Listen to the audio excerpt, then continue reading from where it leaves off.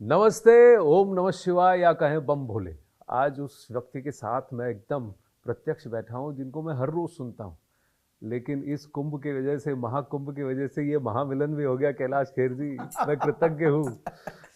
कैसे हैं आप? जी एकदम जैसा आपने छोड़ा था। कुंभ की तैयारी कैसी चल रही है? जी कमाल चल रही है। और कुंभ हम लोगों की आस्था का एक मेला है, एक आस्था का महोत्सव है, और इसलिए इसके अर्थ बहुत बड़े हैं हम लोगों के लिए।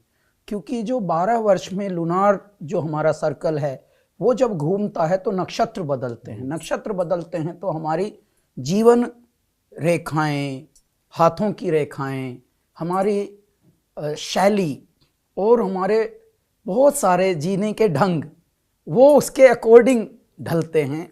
जो हमारे विद्वान, हमारे गुरु, हमारे महात्मा, हमारे जितने भी आत्मीय जन बड़े होते हैं वो बताते हैं कि अब ऐसे जीना है, अब ऐसे जीना है। तो ये सनातन जीवन पद्धति जो है ये साइंटिफिक है, बहुत ही वैज्ञानिक है। जितनी आस्था से जुड़ी है उतनी ही वैज्ञानिक है। तो इसलिए ये बहुत महत्वपूर्ण पर्व है जो आ रहा है, गदगद कर रहा है मन को। धन्वंतरी के हाथ में भी कुंभ था।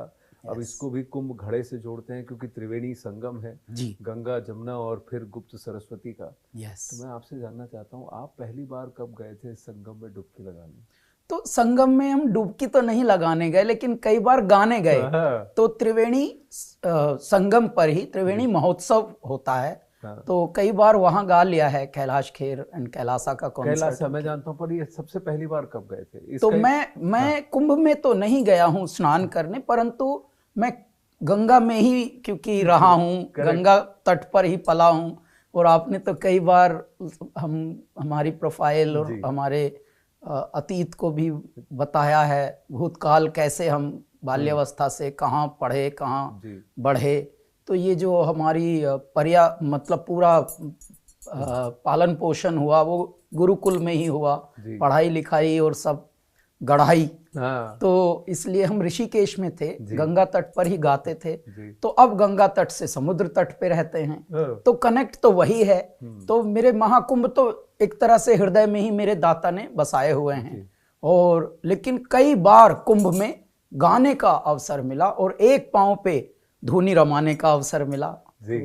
तो मैं ये जानना चाहता था कि 2012-13 और अब ये तो 24 में प्रधानमंत्री नरेंद्र मोदी और योगी जी के अंदर उनकी अगुवाई में ये पहला महाकुंभ है। यस। तो पहले कुंभ कैसे होता था जब आप जाते थे जी, और अब कुंभ कैसे हो रहा है जी, ये फर्क मैं आपसे समझने की कोशिश तो देखिए, पहले कुंभ जो 1-2 हमने अटेंड कर किए हैं तब हम भी अल्पायु में थे और उतनी ऑब्जर्वेशन शार्प नहीं थी उस तरफ। परंतु पहले की जो भारत की व्यवस्थाएं थी, चाहे हमारी आस्था को लेकर, चाहे हमारी कला को लेकर, हमारी जीवन शैली को लेकर, हमारे संगीत को लेकर, वो अव्यवस्थित बहुत थी। क्योंकि इसको बड़ा नहीं माना जाता था, इन बातों को बहुत लघु मानकर हल्के में लिया जाता था।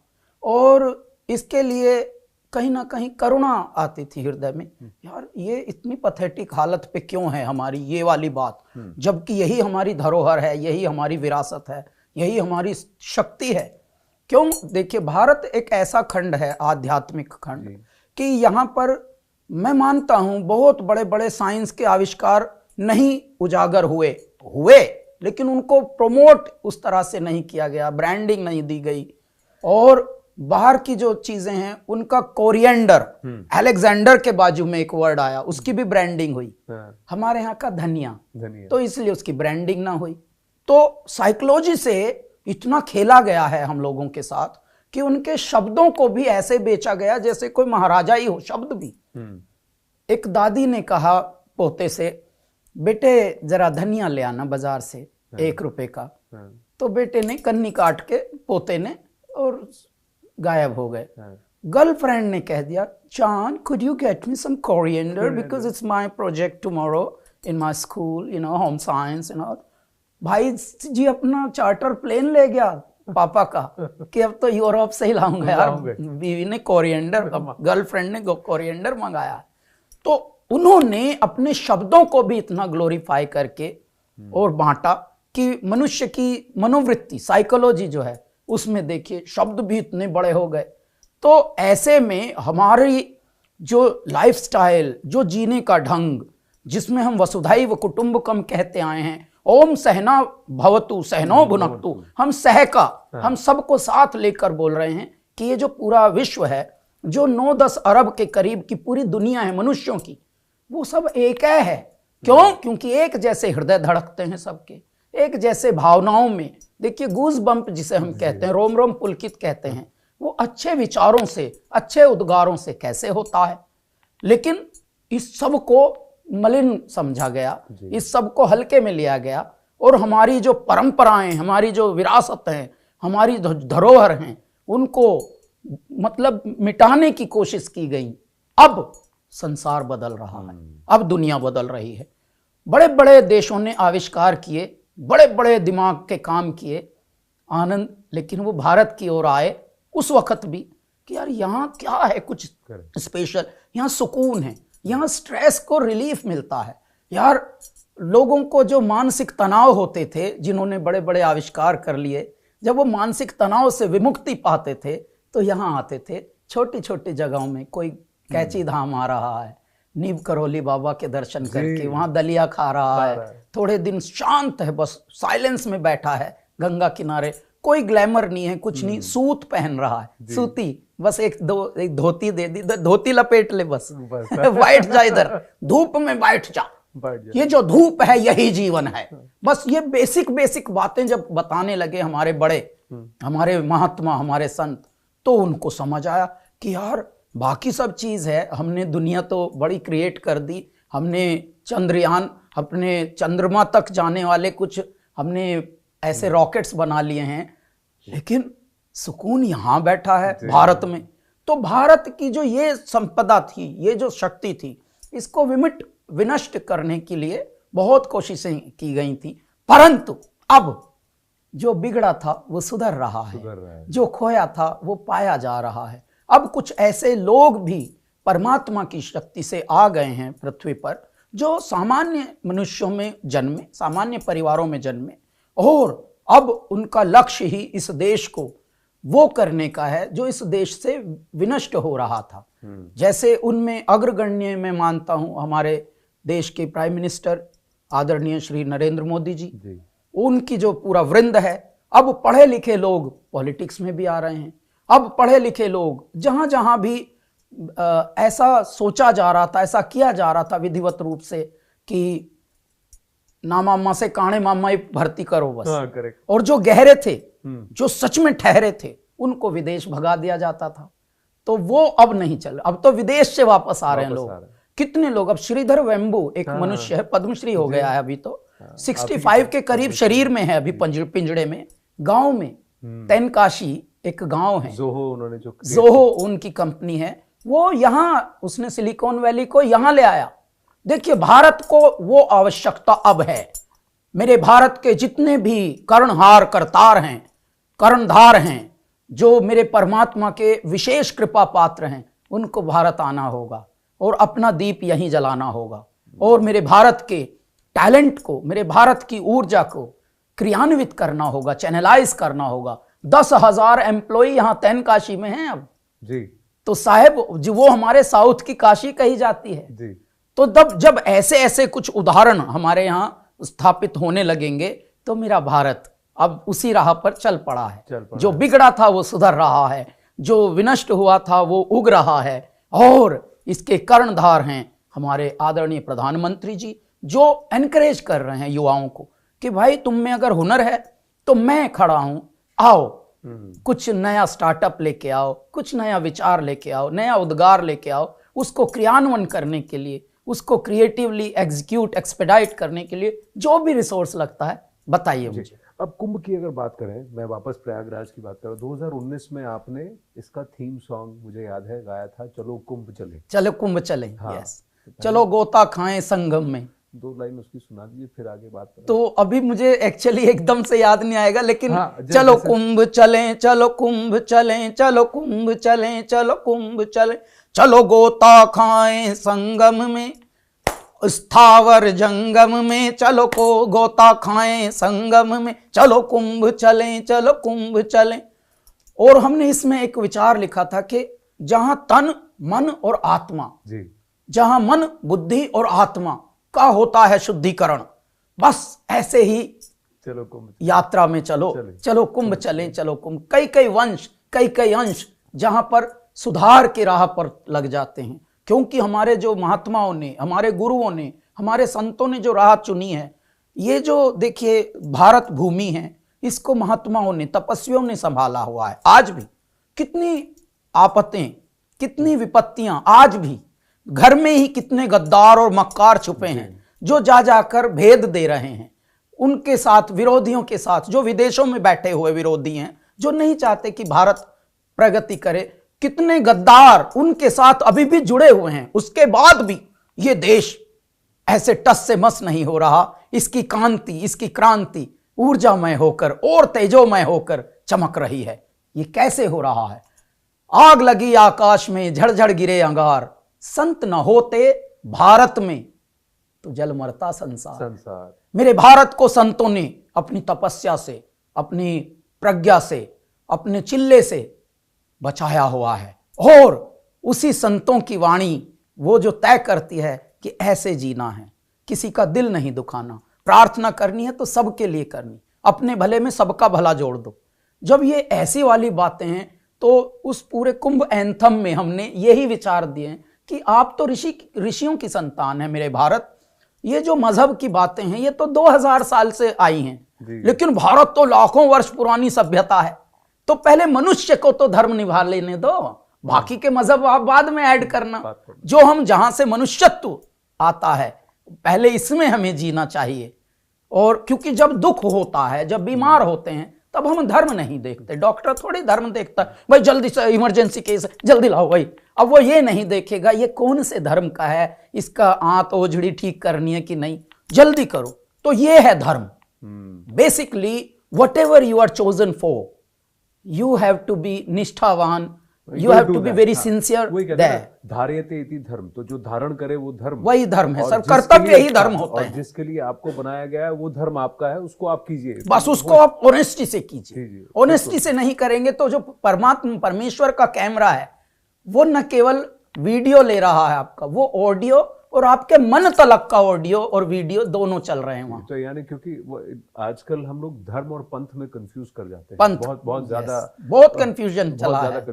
अब एक और, जैसे आपने कहा कि संत हैं, योगी हैं जो कि अपना काम कर रहे हैं, तो एक योगी जी, योगी आदित्यनाथ भी हैं। कहीं ना कहीं आपको लगता है कि जब से उन्होंने उत्तर प्रदेश में कमान संभाली है, कुंभ की भी प्रतिभा और उसकी जो बहुत उसका जो पूरा वैभव है, वैभव और उसका जो पूरा गौरव है वो पुनः स्थापित हो रहा है। अब देखिए लाखों की संख्या में टेंट बन रहे हैं। टेंट, जब टेंट बनते हैं, मान लीजिए अस्थाई घर जिन्हें हम कहते हैं, उनके लिए व्यवस्थाओं का भी होना बड़ा आवश्यक है। व्यवस्थाओं के साथ साथ भावनाओं का भी होना बड़ा आवश्यक है। जो पहले कभी नहीं हुआ वो अब हो रहा है। क्यों? क्योंकि देवलोक से तपस्वियों को ही भेजा गया है। एक इधर, ये भी योगी से कम नहीं है, जो पीएम है हमारे, ये भी एक योगी हैं, एक बैरागी हैं। इनको बैराग हो गया है इस देश से, इस देश के वासियों से, कि नहीं, जो बिगड़ा हुआ है उसे सुधारना है। और वो लक्ष्य से कभी भटकते नहीं। क्यों? क्योंकि ईश्वर जब चुनते हैं तो चुनौतियां ज्यादा देते हैं कि भाई ये मेरा पहलवान तगड़ा है, इसको और तगड़े बनाओ, इसको और तगड़ा, उसके लिए और ज्यादा जो एक्सरसाइज और व्यायामशाला उसकी सबसे तगड़ी होती है ट्रेनिंग, तो चुनौतियां उसके पास आती हैं। मैं आपको एक हंसी की बात बताता हूं साहब, भगवान कैसे खेल खेलते हैं। प्रधानमंत्री श्री नरेंद्र मोदी जी को जब प्रधानमंत्री पहली बार मेरे विश्व ने, मेरे परमात्मा ने, मेरे देशवासियों ने बनाया, तो भगवान ने एक चुनौती जल्दी से भेजी उनके लिए। एकदम, अरे मेरा बालक सिंहासन पे बैठा है और जल्दी से इसकी तपस्या भंग करता हूं, जरा इसकी परीक्षा लेता हूं। एक बाढ़ भेज दी जम्मू कश्मीर के पास। जम्मू कश्मीर में बाढ़ भेज दी तो एक चैलेंज आ गया, अरे यार ये अनएक्सपेक्टेड काम क्या हो गया अचानक। तो एक प्रधानमंत्री जो पहली बार प्रधानमंत्री, पहली बार संसद देख रहा है और माथा टेक कर अंदर गए हैं, तो बैठते ही कुर्सी पे अचानक यार नया सामान ये आ गया समस्या का, अब कैसे करें। देखिए साहब, ट्रेनिंग जिसे हम प्रशिक्षण कहते हैं, जो मंदी मंदी आंच पर जो कठिनाइयों की, कुटिलताओं की, जटिलताओं की मंदी मंदी आंच पर सीख कर जो बर्तन तैयार हुआ हो, आप उसको देखिए, उस कुंभ को आप कितना भी छेड़ दें वो हमेशा टन टन बोलेगा। हाँ। इनका विवेक और इनका अनुभव कैसे काम आया, जब इन्होंने वहां राहत कार्य अपनी आर्मी से लगवाए और भोजन वितरित कर रहे थे हेलीकॉप्टरों से। आपको पता है शत्रु को भी जिंदा रखना राजा का धर्म होता है। तो पहले जो दूसरी साइड के लोग कुछ थोड़ा सा उससे अफेक्टेड हुए थे, उनको भी पहले जिंदा रखना। देखिए सिद्धांत किसे कहते हैं, राजा का पहला सिद्धांत क्या है भाई, शत्रु को भी मजबूरी में नहीं मारना भाई, युद्ध के सिद्धांतों से मारना है, तो उनको जिंदा करो पहले। फूड उनको भी वितरित कराए थे जी। तो देखिए राहत कार्य भी वहीं से तय कर लिया था परमात्मा ने, हाँ मेरे बालक में तो भाई जो मैंने गुण डाले वो हैं। तो बाबा हमेशा देखते हैं ठोक ठोक के कुंभ मेरा पक्का है कि नहीं। तो ये कुंभकार ने ऐसे गढ़े हैं। तो जब ऐसा आपके पास निमित्त हो जाते हैं, ऐसे कृतित्व हो जाते हैं, तो फिर परमात्मा जिस दिशा में उन्मुख कराते हैं वो पूरा देश हमारा फिर देखता हर दिन, और हर दिन का लक्ष्य आप देखिए। तो अब महाकुंभ एक महा उत्सव की तरह पूरा विश्व मना रहा है। सर विश्व से हमारे जानकार लोग आ रहे हैं, पहले पता भी नहीं था कब कुंभ लगा, कब हुआ, क्या व्यवस्था थी। तो कह रहे हैं कि 45 करोड़ से ज्यादा लोग आने की उम्मीद है उनकी, और सबको पंजीकृत किया जाएगा, तो उसकी गणना भी होगी। गणना होने से व्यवस्थित होना एक अच्छा हो जाता है, उसकी एक सेफ्टी सिक्योर हो जाती है। और जब आस्थाओं के साथ आतिथ्य धर्म निभाया जाए, आइए और स्नान कीजिए, आइए और अपना रसपान कीजिए जीवन का, आइए अपने ध्यान कीजिए। साहेब भारत भूमि ऐसा है कि 45 करोड़ साहब, दुनिया में कई बार 45 देशों की इतनी आबादी नहीं है जितने वहां पर उस जगह पहुंच जाएंगे। कितना 15-14 जनवरी से लेकर और फिर 26-27 तो इस बार Kailash Kher and Kailasa live in concert हो रहा है। हम लोग 23 फरवरी को वहां पर गाएंगे। 23 फरवरी को जा रहे हैं कि 23 जनवरी को जा रहे हैं? फरवरी को जा रहे हैं जी। तो हम क्या है, महाशिवरात्रि के जो एक सप्ताह होता है, वो महाशिवरात्रि सप्ताह हमसे भगवान गवाते हैं। तो हमारा प्रारंभ महाकुंभ से है उस सप्ताह का। क्या बात। फिर हम अंत जो करेंगे महाशिवरात्रि के कॉन्सर्ट्स का वो मॉरिशस में। तो फिर मैं आपसे जानना, इस बार का थीम भी आपने गाया है, उसमें भी आपने अपने नहीं, तो इस बार का जो एंथम जी, तो इस बार भी हम वही एंथम गाएंगे। हाँ। उस एंथम को अब बड़ा करेंगे। हाँ। और उसी स्तुति गान को महाकुंभ चलो कुंभ चलें, चलो कुंभ चलें, हाँ। वो गाएंगे। और साथ में मेरे महाशिव का वर्णन होगा, उनकी माया का वर्णन होगा। और हाँ। हाँ हाँ, चलो कुंभ चलें। हाँ okay song they are doing it. अच्छा, एक और एंथम करना है क्या? करना है, आप करने वाले। तो वो मैं अभी सब फिर से पूछ लीजिए। हाँ ठीक। तो इस बार भी कुंभ का एंथम आप ही करने वाले? साहब ईश्वर की देखिए कृपा ये होती है कि जब when you are chosen one then you be ready. तो इस बार भी ईश्वर का हम पर आशीर्वाद हुआ है। फिर से मिनिस्ट्री से आ गई है कॉल कि हम ही को गाना कंपोज भी करना है, लिखना भी है और गाना भी है। तो इसको तो हम सुनेंगे जब कुंभ की शुरुआत होगी, क्योंकि अभी कह रहे हैं कि वर्क इन प्रोसेस है। लेकिन कैलाश जी, आप ना आज आपके सानिध्य में हूँ, सामने आया हूँ, तो आपसे बहुत सिंपल रिक्वेस्ट है साहब। आप बोले बाबा के भक्त हैं साहब, कैलाशा की शुरुआत आपने की, तो कैलाशा का ही कुछ हमें सुना दीजिए। भोले चले बम बम बम बम, भोले चले बम बम बम बम, डारों की डार चले, हर हर पुकार चले, शंभु जय जयकार चले, बम बम ओम गुंजार चले, कार चले, चले बारंबार चले, बम बम बम बम, भोले चले बम बम, बोल बम। क्या बात है, क्या बात।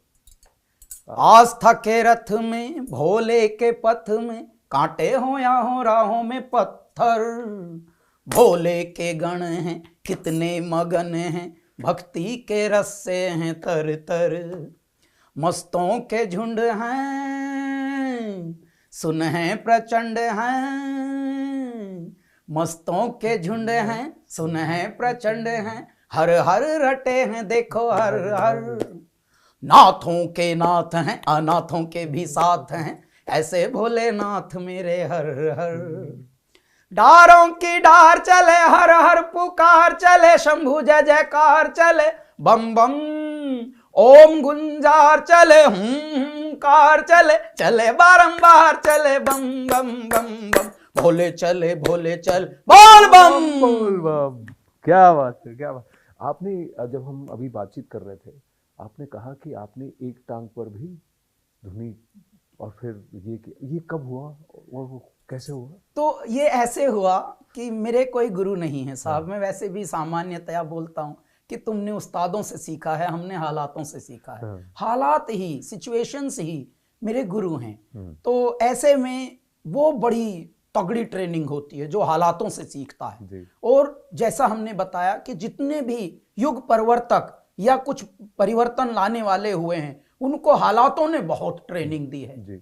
कुछ की गाथाएं जानी गई हैं इस दुनिया में, कुछ की नहीं जानी गई। हमको भगवान ने हालातों में ऐसा डाला कि जब पहला कॉन्सर्ट हमारा था तो हमने न कभी कॉन्सर्ट देखा था ना सुना था कि कैसे करना है कॉन्सर्ट, और सीखे भी नहीं। तो I am not a trained musician, I am a mad musician. और ये मैडनेस कभी कभी एक्सेप्ट करा देते हैं मेरे ईश्वर, ये उनकी कृपा है। और जब हृदयों में आप छूने लगे, किसी के हृदयों को स्पंदन करने लगे, तो समझ लीजिए कि मेरे परमात्मा ने एक्सेप्ट करा दिया आपका होना। तो वही हुआ। जितने भी इस तरह के लोग हैं जो जनप्रतिनिधि बनकर, जो पब्लिक फिगर बनकर जी रहे हों और अच्छा कार्य, अपने कृत्य और अपने सत्य से अपनी पहचान बना रहे हों, तो वो फिर उनका आप देखिए चलन ऐसा ही होता है। तो ऐसे में पहला कॉन्सर्ट दिल्ली में प्रगति मैदान में, और हंस ध्वनि थिएटर था, एम्फी थिएटर। तो पहला कॉन्सर्ट साहब, इससे पहले कभी स्टेज पे नहीं गाए हैं। अब बैठ के गा रहे हैं। एक तो साइज में ही भगवान ने बैठे हुए बनाया, ऊपर से बैठ के गा रहे हैं, हारमोनियम भी साथ में। तो कुछ अलग सी कंपोजिशन। हमारे जो साथी हैं, जो एक बेस गिटार पर, एक लीड गिटार पर, वो खड़े हुए हैं बड़े अच्छी पर्सनालिटी से। तो कुछ तो खुद को भी लग रहा है यार ये क्या कंपोजिशन, ऐसा तो शायद पता नहीं। लेकिन दिल्ली का ऑडियंस जो होती है वो हमेशा बहुत आनंद लेती है। संगीत अगर अच्छा हो और अच्छा अगर प्रस्तुतिकरण हो। तो ये सब होते होते आखिर में कुदरत ने क्या, परमात्मा ने क्या मेरा हृदय दिया कि आखिर के गाने पर, अंत के गाने पर मैं खड़ा हो गया, हारमोनियम छोड़ा और एक पांव पे उछल के गाने लगा। और पब्लिक जो थी पीछे वाली तो एकदम खड़ी होके वो भी ऐसे उछल के और एनर्जाइज हो गई। भगवान ने एक संदेशा दे दिया भीतर बैठे बैठे, और वैसे ही गाना है। उस दिन से मैं एक पांव पे उछलता हूँ और धुनी रमाता हूँ। और फिर जब महादेव का गुणगान हो तो पागलपन आ जाता है। फिर तो ऐसा लगता है जैसे वही भीतर घुस गए हैं। तो ये वो लम्हा है कि आपका पहला कॉन्सर्ट था। पहले कॉन्सर्ट से ही हम एक पांव पे ऐसे घूमने लगे हैं। पर कैलाश जी, आपको एक बात बताऊं कि जो लोग कद में छोटे होते हैं ना, वही विश्व में बड़ा बड़ा काम करके चले जाते हैं। तो ईश्वर की माया है। आपका काम इतना बड़ा है कि आप ही विशाल काय हो गए। अब आप देखिए, सचिन तेंदुलकर कद में छोटे, ब्रायन लारा कद में छोटे, महात्मा गांधी कद में छोटे, तो हर कोई जो भी है साहब, तो वो सब बड़ा काम कर जाते हैं और कहीं विदित है। पर जब आप कुंभ जाते हैं, मेरा अंतिम प्रश्न, और हमारे जितने भी दर्शक हैं यहाँ पर न्यूज़ 18 कुंभ के चैनल पर, मैं आपसे पूछना चाहता हूँ कि कुंभ क्यों जाना चाहिए? उस डुबकी में और वहाँ जा करके वहाँ उन साधुओं की संगति में रहने से क्या? सर, हम जो हैं, हम मनुष्य तो हैं, लेकिन मनुष्य होने का, मनुष्य बनकर जीने का एक बहुत बड़ा तप है। क्यों? क्योंकि विषय और विकार ये 24 घंटे हमारे निकट रहते हैं, सुबह से शाम तक।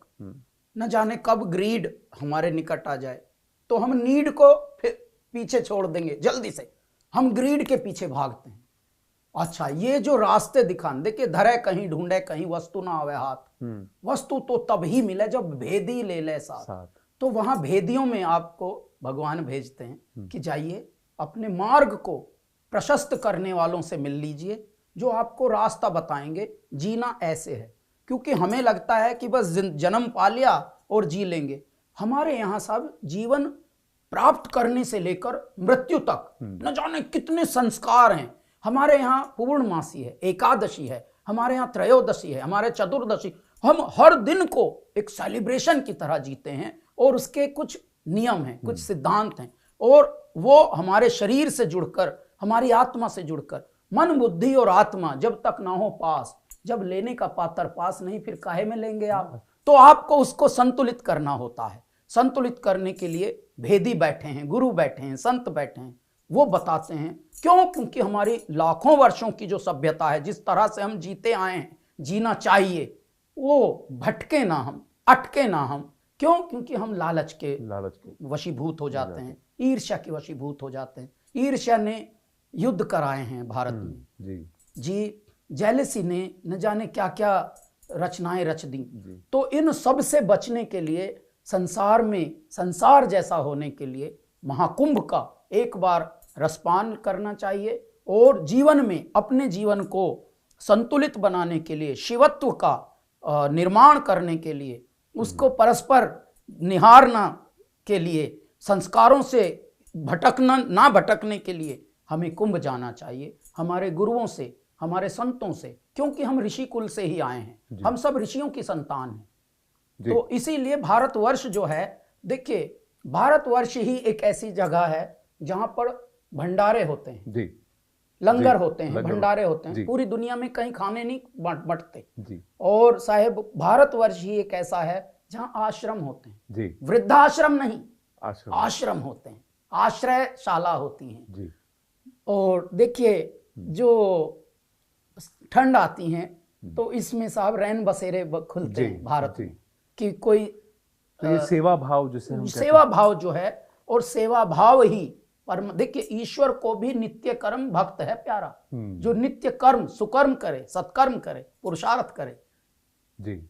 तो परमात्मा को आप उसकी डगर में रहें, क्योंकि भेज तो देते हैं धरती पर, लेकिन आपको पशु बना के नहीं भेजा, मनुष्य बनाकर भेजा। 84 लाख योनियों में सबसे उत्कृष्ट योनि आपको प्राप्त कराई है। आपके पास विवेक है, आप बहुत सारी जो व्याधाएं हैं उन व्याधाओं से बचते हुए फिर जीना है, ये आपको एक तपस्या दी है। और मनुष्य ऐसे जी नहीं पाते, इसलिए महाकुंभ 12 वर्ष में भी होता है, 6 वर्ष में भी होता है। और हम 3-4 महाकुंभ अटेंड कर चुके अपने जीवन काल में, और बहुत कुछ बदलते हुए देखा है। इस बार के महाकुंभ में हमारी बहुत बहुत मनोकामनाएं, शुभकामनाएं, बधाई मेरे भारत को, मेरे भारत वर्ष के जितने भी विदेशों में रहने वाले लोग हैं, आस्थावानों को, श्रद्धावानों को, भक्तिवानों को और बुद्धिमानों को जी। तो बहुत बहुत हमारी शुभकामनाएं हैं। शुभकामनाएं आपको महाकुंभ की। आप बस देखते रहिए कि एक टांग पे नाचने वाला आपका एक फैन भी 23 फरवरी को आपको वहाँ कुंभ मेला मिल जाए। आप तो आनंद हैं, आप खुद आनंद बिखेरते हैं। कैलाश खेर जी बहुत बहुत आभार, धन्यवाद। हरिओम साहब, अभिनंदन। हरिओम। हाँ करवा लो सर। तो कैलाश जी, न्यूज़ 18 की तरफ से, हमारे नेटवर्क की तरफ से इस बार हमने न्यूज़ 18 कुंभ के नाम से एक यूट्यूब चैनल की शुरुआत की है। तो सारा कुंभ का टेलीकास्ट उसी पर होगा। इतना बड़ा जो अभियान है आज तक हमने शायद किसी चैनल ने नहीं किया होगा। चैनल छोड़िए सर, पहले तो चैनल बचते थे इन बातों से। ये तो मैं नमन करता हूं इस पृथ्वी पर जो आज का नेतृत्व है, इस पृथ्वी को जो चला रहे हैं, इस सत्ता को चला रहे हैं। देखिए देव सत्ता से हम शिकायत करते थे, परमात्मा ये हो क्या रहा है आपके होते हुए जी। मेरे दाता हंसते थे बस। अब मेरे दाता का जैसे त्रिनेत्र खुला है, उन्होंने पहले इस पृथ्वी सत्ता पर भेजा एक मनुष्य जो अवधूत ही भेजा कि जा तू जा। सामान्य परिवार में जन्माया और प्रशिक्षण उनकी उसी जटिलताओं से, कुटिलताओं से, कठिनताओं से की, और आज इतना बदलाव है कि लोग ईमान की तरफ आ गए, अपने चरित्र की तरफ आ गए, अपने कर्म जो जिसे हम कहते हैं कि ऑनेस्टी, जिसे सिंसियरिटी कहते हैं। अब चैनल भी देखिए महाकुंभ के लिए डेडिकेट कर रहे हैं अपना चैनल। ये कितना बड़ा बदलाव है। पहले तो साहब ऐसे वाले कार्यक्रमों को 15 साल पहले इतनी सी जगह मिलती थी, बस हाँ, एक छोटा कैप्सूल चलता छोटा था। सा, बस एक हो गया, हाँ ये भी हो रहा है, ये भी हुआ ये। अच्छा, उसमें भी कुछ जैसे ही किसी को चोट लग गई, मान लीजिए कोई, तो उसको हाईलाइट करते थे ताकि उसकी जितनी बदनामी हो सके मेरे देश की वो हो, और लोग ना जाएं आगे और से। लोग न जाएं, मतलब जितना भी विषमताएं हैं, जितनी भी उसके बारे में बुराइयां हैं, वो ज्यादा हाईलाइट करते थे। आज श्रद्धा जगा दी परमात्मा ने, और इसके पीछे ये ईश्वर का ही मिरेकल मैं मानता हूं जी। कि देखिए सब बदल रहे हैं। वो भी जो कभी हमारे देश का अपमान और बुराइयां ही करते थे, अब वो भी गुणगान कर रहे हैं। तो यानी दैत्य भी देखिए, अनहत के सुन गाजे बाजे, देव असुर एक पांव पे नाचे, भस्म रमा के बहुरूपी शिव गुणकारा, हर हर शिव शंभु, जय जय केदारा। बहुत बहुत धन्यवाद, थैंक यू सो मच।